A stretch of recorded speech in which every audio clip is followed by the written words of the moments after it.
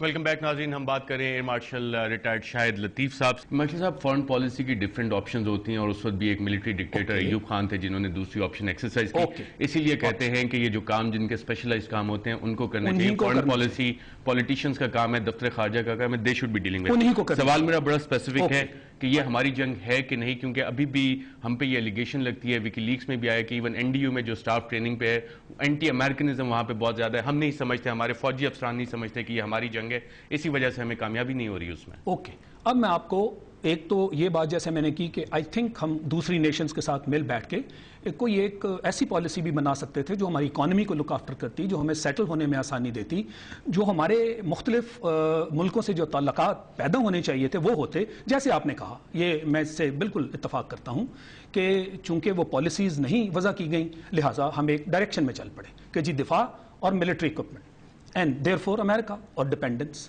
یہ تو وہاں سے چل پڑا.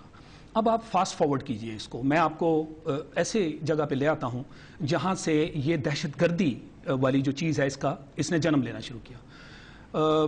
روس نے افغانستان پہ حملہ کیا اور اس کے نتیجے میں کولڈ وار کا جو سٹیٹ تھا اس میں امیڈیٹلی جو یو ایس انٹرسٹ تھے وہ تھریٹن ہو گئے.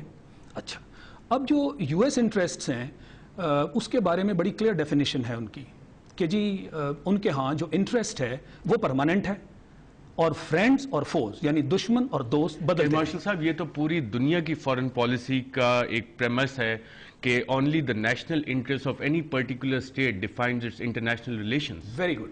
So this is it. اس سے میں آگے چل کے لیسنز کچھ ڈرا کرنا چاہوں گا, اور خاص کر دیکھیں ایک ہوتا ہے, اب فار ایگزامپل آپ کیا سمجھتے ہیں کہ چائنا کا یہ فارن پالیسی ایسی نہیں ہے؟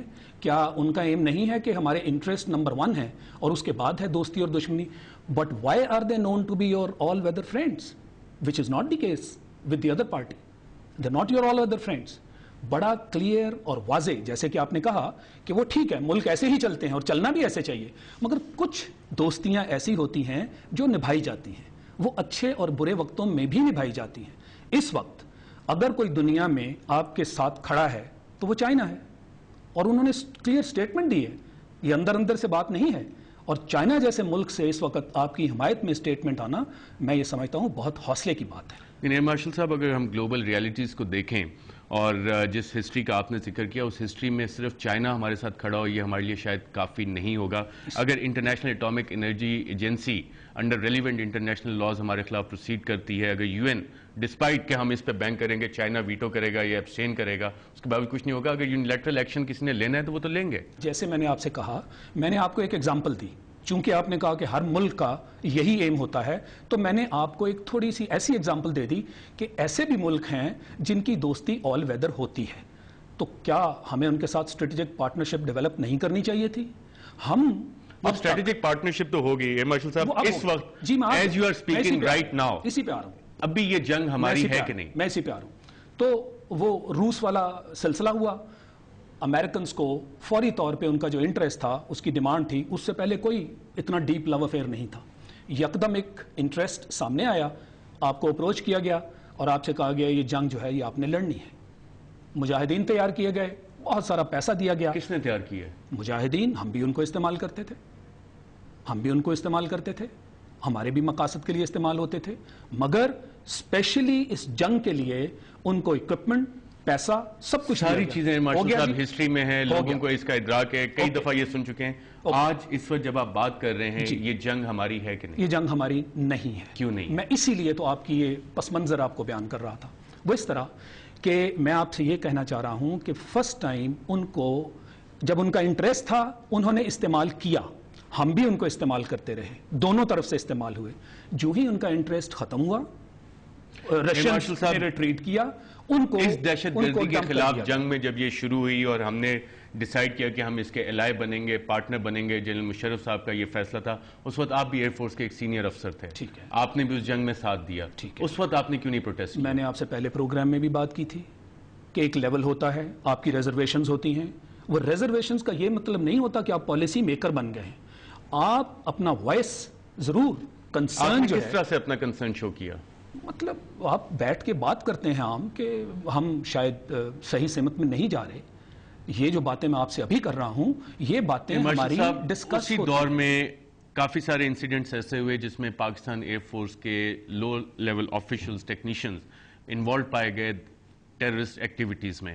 انکوائریز بھی ہوئیں, جنرل مشرف پہ حملے میں بھی پائے گئے, اور ابھی جو لیٹسٹ وکی لیکس آئی ہیں اس میں یہ کہا جا رہا ہے کہ پی ایف میں ریڈیکلائزیشن بہت زیادہ ہے. جب آپ جیسے سینئر افسران ٹاپ پہ بیٹھے ہوں گے, جس وقت آپ بیٹھے تھے, وہ کنونس نہیں ہوں گے تو نیچے تو پھر جنگ ہم پوری طرح لڑ نہیں سکتے. کیا یہی وجہ ہے فیلئر کی کہ آج 10 سال بعد دہشت گردی کے خلاف جنگ میں جو ہم پارٹنرز بنے تھے اس کا سارا رخ جو ہے وہ انورڈ ہو گیا اور ہم سب سے بڑے وکٹم اس کے بن گئے؟ اس کی بہت ساری وجوہات ہو سکتی ہیں. بات یہ ہے کہ اگر میں کنونس نہیں بھی ہوں تو میں ایک ریڈیکل نہیں بنا. میری کمپلیٹ سپورٹ جو ہے وہ ادارے ملک کے لیے حاضر ہے, کیونکہ جب ملک کے لیول پہ ایک پالیسی, اور میں اس پوائنٹ پہ بھی آپ کو لانا چاہوں گا کہ کیا ہم نے نیشنل لیول پہ ان چیزوں کو ڈیبیٹ کیا؟ آنسر ہے کہ نہیں کیا. جو لوگ, جو ملک اپنی پالیسی مارشل صاحب کیسے ڈیبیٹ کر سکتے تھے؟ ایک ملٹری رولر بیٹھا ہے, ڈکٹیٹر بیٹھا ہے, جنرل یونیفارم میں بیٹھا ہے, کہاں پہ ڈیبیٹ ہوگی؟ ہاں تو ڈیبیٹ ہونا چاہیے نا جی. ادھر بھی تو ایک آپ کے سروس ہیڈ کوارٹرز میں ڈیبیٹ ہوئی, ایک گورنمنٹ بنا دی گئی تھی اس کے ساتھ, تو جب نہیں ڈمی ربر اسٹیمپ گورنمنٹ بنا دی گئی تو پھر غلط ہے نا جی. اس کے نتیجے دیکھ لیں آپ. میں کسی کو جسٹیفائی نہیں کر رہا کہ جی چونکہ وہ بیٹھے تھے, ون مین شو اگر انہوں نے کیا اور ایک پالیسی وضع کر دی, اور وہ پالیسی کس لیے وضع کی گئی کہ تاکہ دوسروں کا انٹرسٹ جو ہے اس کو ہم سرو کریں. اور یہی تو میں آپ سے کہنا چاہ رہا ہوں کہ جب ایسے لوگوں کے ساتھ آپ نے ایک الائنس بنائی ہوئی ہے جن کے ہاں کولڈ بلڈڈ انٹرسٹ, اب میں لفظ یہ جان بوجھ کے استعمال کر رہا ہوں کیونکہ میں نے آپ کو چائنا کی مثال دی, تو ڈسپیشنیٹ کولڈ بلڈڈ, اس کے علاوہ کوئی ریلیشن شپ کا اور آپس میں آپ کا جو ہے وہ کامنالٹی ہے ہی نہیں. انٹرسٹ بنا.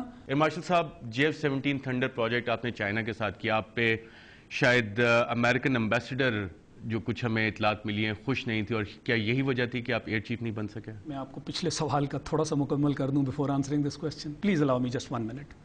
میں اس کو مکمل اس طرح کرنا چاہ رہا تھا کہ ایک تو فیز وہ تھا, اس فیز کے بعد جو ہی انٹرسٹ ختم ہو گیا, آپ نے دیکھا پریسلر امینڈمنٹ بھی لگ گئی, سارے اس کے بعد جو ہیں سینکشنز بھی ہو گئیں, اور کتنے ڈیفیکلٹ پیریڈ میں سے ہم گزرے. تو یہ وہ پیریڈ تھا جہاں انٹرسٹ جو تھے وہ ڈائیورج ہو گئے, کنورج نہیں کیے. اب اگلا پیریڈ ہے پوسٹ 9/11. ونس اگین مطلب میں آپ سے کہنا یہ چاہ رہا ہوں کہ ہم نے اپنے آپ کو استعمال ہونے کے لیے یعنی چھوڑا ہوا تھا, اور جب ان کا جو ہے وہ انٹرسٹ آپ کی طرف ان کو نظر آیا, انہوں نے استعمال کیا, ایک ڈیکیڈ کے لیے چھوڑ دیا, اس کے بعد پھر مارشل صاحب اگر آپ ہسٹری دیکھیں پاک یو ایس ریلیشن شپ کی, جب بھی پاکستان میں کوئی ملٹری رولر بیٹھا ہے تب یو ایس کے ہم بہت زیادہ کلوز ہو گئے, اور جس انٹرسٹ کی آپ بات کریں کہ ہم نے اپنے آپ کو پیش کر دیا وہ تو ہمارے فوجی ڈکٹیٹرز نے پیش کیا. جب بھی جمہوری حکومت آئی ہے اس میں ہمیشہ آپ نے پاک یو ایس ریلیشن میں سفر کیا ہے. ٹھیک ہے, میں یہاں کسی کو ڈیفینڈ کرنے نہیں بیٹھا, میں تو آپ کو ایک بہت اسٹریٹجک پوزیشن دے رہا ہوں. انڈیویجولز کو چھوڑیں, انڈیویجولز جو ہیں وہ بہت چھوٹی حیثیت رکھتے ہیں میرے نزدیک.